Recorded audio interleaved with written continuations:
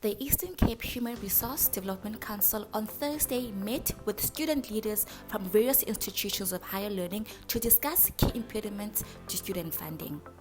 We were able to pick up on issues that lead to financial exclusion across the different institutions, public universities as well as TVET colleges. We were able to categorize the issues of student historical debt, basically to say this is the first category, and we were able to propose solutions specific to the needs of the youth of the Eastern Cape province. The Council is a body which advises Provincial Cabinet on skills supply and skills demand so that education and training results in increased skills acquisition, improved rate of labor absorption into productive employment and entrepreneurial society. What was the most important submission that I could highlight, and I think it must be followed and becomes a success in terms of it being implemented,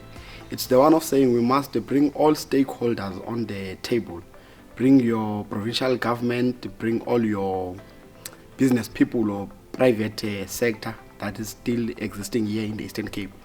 to come and listen to the views of young people as to say what is it that can be done in terms of resolving the immediate issues that we're dealing with. Thursday's discussion centered around identifying key challenges and opportunities in funding higher education, the impact of funding on skills development, and brainstorming collaborative solutions to the student funding crisis. The session itself was progressive because it aimed to develop a white paper that would become legislation on how government funds enter the sector of student funding and how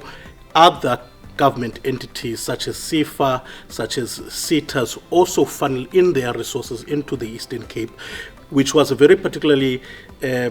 large and profitable amount, because we know that CETAs in the Eastern Cape second to NSFAS only in terms of student funding. We only mostly rely on NSFAS, but now our students were made to understand that there are also CETAs where people can source funding for their education, especially the engineering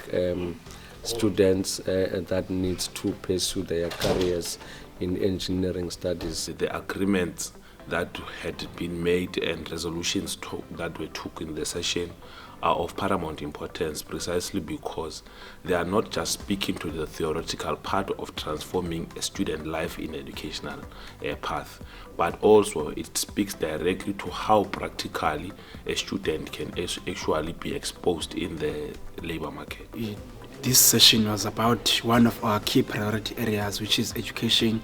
which we want to decolonize education and decommodify education system, change the curriculum of the education system, because we understand that it can't be that we can speak only on the issue of funding without integrating the curriculum of education system, because we might be able to find and source funding for student debt relief, but we are not going to end the socio-economic challenges that we have, of course cognizant of the challenges that underpin such a key priority area, which is graduates sitting at home, finding themselves not having employment. So we are saying this initiative must be encapsulated with other sub-challenges that underpin it, so as to be able to fund what is going to respond to the core challenge of unemployment. One of the crucial matters that I think it's important for us to note is that we must actually invest in local economy. We must put more emphasis and efforts in local economy, precisely because that is where our national economy would get the peak from. There was a simple example that was used here to say that few courses that are offered in the space of education are not relevant to the need of the labor, to the needs of the labor market. For the province, what is more exciting is that we touched based on the issues of economic improvement, because in our institutions we offer courses that we feel that they are not really